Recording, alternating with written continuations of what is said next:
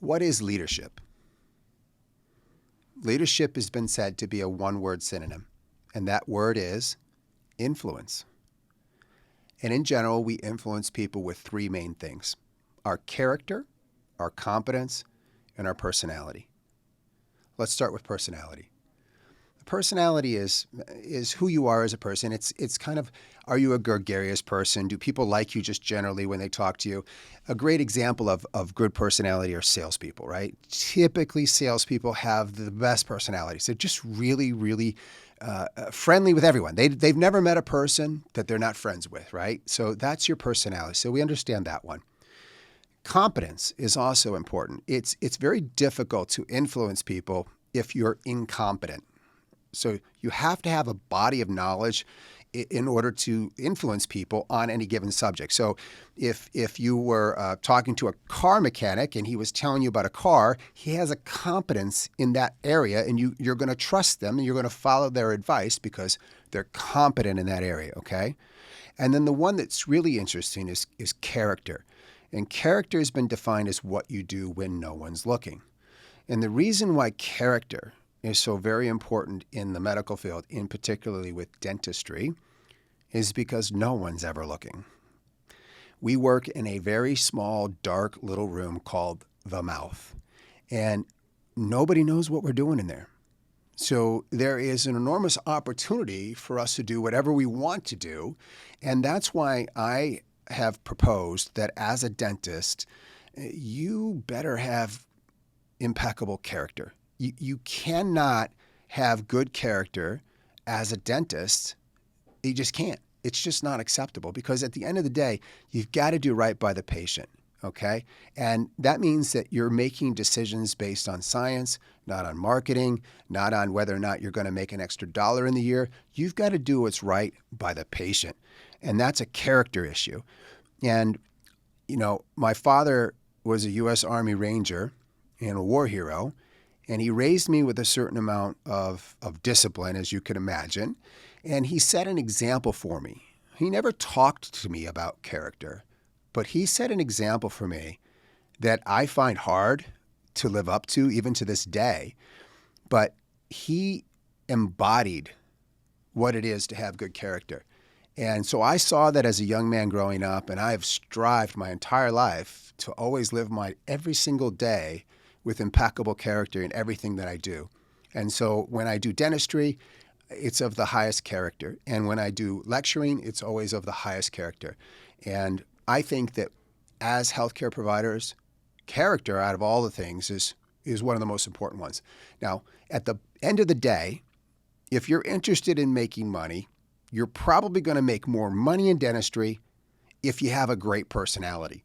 And that's really unfortunate, because I didn't say really high competence, which is typically what most of us do in dentistry. We say, okay, I want to increase my ability to offer services to patients and maybe my bottom line. So therefore, I'm going to go to a class and I'm going to learn how to do an added skill set. I'm going to learn how to do aesthetic crown lengthening, or I'm going to bring implants into my practice, or root canal therapy into my practice.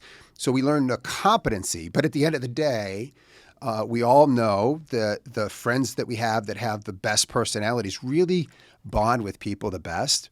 But character is where I think it really lies. You can't get away without having competency. You have to have competency. It really helps to have a decent personality, because people want to go to a dentist who's personable. But character is really, at the end of the day, something that we have to have an abundance of. So how do I make decisions with regards to the people I surround myself with, as well as the vendors that I work with, as in addition, the things that I talk about? Well, I hope that it's very clear to everyone from the outside in that as an engineer, it's very difficult to do a Jedi mind trick on an engineer, okay? My wife has this little saying. She says, if you're an engineer, all questions must be submitted 24 hours in advance, okay? They're not easily swayed, okay? And I'm an engineer. So the concept that a marketing ploy will actually be effective on me is like, your Jedi mind tricks won't work on me, right? It's not going to happen, right? So that's the first thing. The second thing is that I start my lectures off by saying base your practice on clinically sound science, not on marketing. And there is no company that I work for that pays me anything. Now, I'd take it if they'd offer it, but they don't offer. And so, joking aside, there are no companies that I'm on the payroll for. The only companies that I work with are, number one, the companies that I have come to the conclusion offer the best services. So what in any particular discipline, whether that be hand pieces, whether that would be in instrumentation like extraction forceps and such, dental implants, biologics, it doesn't matter. In each one of those disciplines, I'm working with the company that I would argue over a cup of coffee with anyone is the best company. And we can have open discussions about, well, this one, that one, this one. But most of my decisions are not going to be based on how personable the salesperson was at the last trade show. My decisions are going to be based on what quality of titanium is in your implant, okay? It's going to be based on what kind of interface you have. What is the macro design of your threads? What's your thread diameter, thread pitch, thread design? Those are the kinds of things that I'm looking for, and those are pure science. So at the end of the day, if you hear me lecturing on a particular thing, I hope that everyone would understand that it's based on science and it's not based on marketing. There's no time in my life to be swayed by marketing. And there's way too much of it in dentistry that can really put you in the wrong position. And then I surround myself with people and companies that are like-minded. There's not a single person in my life or a single company in my life that doesn't share the same core values that I do. If I find out that they don't share the same core values, if they don't position their customers first, and if they're not trying to make a difference in this world in a positive way, I don't want to work with them. And we don't. There's plenty of people to work with in this world.